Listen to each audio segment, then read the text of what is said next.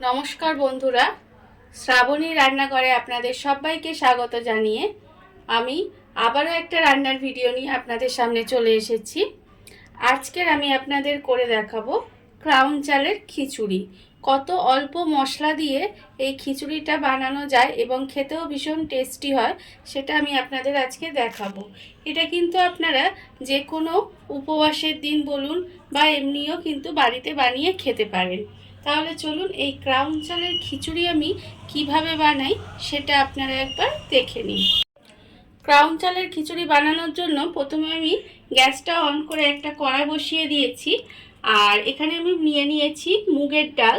মুগের ডাল আমার এখানে 150 গ্রাম মতো মুগের ডাল আছে। মুগের ডালটা আমি এর মধ্যে দিয়ে দিলাম। দিয়ে প্রথমে আমাকে ডালটাকে এইভাবে একটু ভেজে নিতে হবে।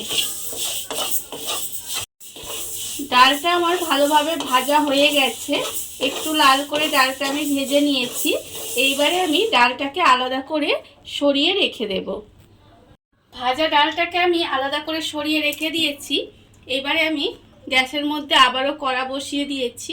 কড়াই দেব প্রথমে সর্ষের তেল। এখানে আমি প্রায় 3 চামচের মতো সর্ষের তেল দিলাম। এবারে তেলটাকে একটু গরম হতে দেব। তেলটা আমার গরম হয়ে গেছে। এবারে আমি প্রথমে এর মধ্যে দিয়ে দেব একটা তেজপাতা, আর আমি দিয়ে দেব একটু গোটা গরম মশলা, আর দেব আমি এখানে অল্প একটু গোটা জিরে দিয়ে মশলাটাকে আমি একটু ভাজা করে নেব। ভাজা করে নিয়ে এবারে এর মধ্যে দিয়ে দেব সবজি। এখানে আমি রেখেছি ছোট ছোট টুকরো করে রেখেছি আলু, আর রেখেছি গাজর আর বিনস। এই সমস্ত সবজিগুলো আমি এর মধ্যে দিয়ে দিলাম। দিয়ে এবারে একটু লাল করে সবজিগুলো ভেজে নেব। সবজিগুলো আমার এখানে লাল করে ভাজা হয়ে গেছে। এইবারে আমি এর মধ্যে দিয়ে দেব গুঁড়ো মশলাগুলো। এখানে আমার আন্দাজ মতো নুন আছে, আর জিরে গুঁড়ো আছে 1 চামচ, হলুদ গুঁড়ো আছে 1 চামচ, আর লঙ্কা গুঁড়ো আছে 1 চামচ। সেই সমস্ত মশলাগুলো আমি এর মধ্যে দিয়ে দিলাম। আর আমি এর মধ্যে অল্প সামান্য একটু জল দেব যাতে মশলাগুলো পুড়ে না যায়। দিয়ে এবারে সবজির সঙ্গে মশলাগুলোকে আমি খুব ভালোভাবে একটু কষিয়ে নেব। সমস্ত মশলাগুলো আমার ভালোভাবে কষানো হয়ে গেছে। এইবারে আমি এর মধ্যে দিয়ে দেব জল। এখানে আমি পরিমাণ মতো জল দিলাম।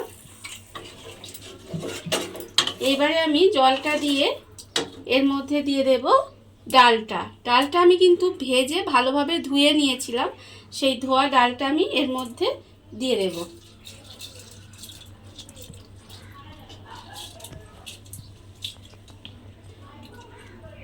সবজি আর ডালটা দিয়ে এবারে কিন্তু খুব ভালোভাবে এটা একটু সেদ্ধ হতে দিতে হবে। এটাকে আমি ঢাকা দিয়ে কিছুক্ষণ রান্না হতে দেবো এইভাবে, যাতে ডাল আর সবজিগুলো একটু সেদ্ধ হয়ে যায়। ডাল আর সবজিটা আমার এখানে আধ সিদ্ধ হয়ে গেছে, মানে 50% সেদ্ধ হয়েছে। এই সময় আমি এর মধ্যে দিয়ে দেব ক্রাউন চালটা। এখানে আমার 150 গ্রাম মুগ ডাল নিয়েছি, তাই এখানে আমি কিন্তু 150 গ্রাম ক্রাউন চাল দিয়েছি। আর চালটা কিন্তু আমি খুব ভালোভাবে ধুয়ে তারপরে কিন্তু এর মধ্যে দিয়েছি। এবারে চালটা দিয়ে আবারও আমাকে খুব ভালোভাবে মিশিয়ে নিতে হবে। মিশিয়ে গ্যাসটা কমিয়ে ঢাকা দিয়ে খুব ভালোভাবে রান্না হতে দিতে হবে যতক্ষণ না সমস্ত কিছু খুব ভালোভাবে সেদ্ধ হয়ে যায়। ক্রাউন চালটা দিয়ে আমি কিছুক্ষণ ঢেকে রান্না করে নিয়েছি। আর রান্না করে নেওয়ার ফলে আমার সমস্ত সবজি, ডাল, চাল খুব ভালোভাবে সেদ্ধ হয়ে গেছে।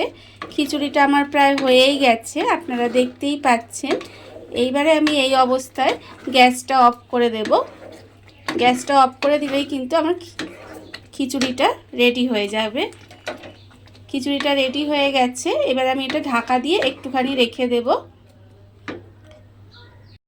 দেখুন বন্ধুরা, বাড়িতে থাকা সামান্য কিছু উপকরণ দিয়ে কত সুন্দর একটা ক্রাউন চালের খিচুড়ি তৈরি হয়ে গেছে, আপনারা দেখতেই পেলেন। আর এটা যে কোনো উপোসের দিন বা এমনি দিনেও কিন্তু খাওয়া যায়, খেতে কিন্তু ভীষণ ভালো হয়। বাড়িতে এটা আপনারা বানাবেন। আর এই ভিডিওটা যদি আপনাদের ভালো লেগে থাকে তাহলে লাইক করবেন, কমেন্ট করবেন আর সাবস্ক্রাইব করবেন আমার চ্যানেলকে। আজ এই পর্যন্ত, নমস্কার।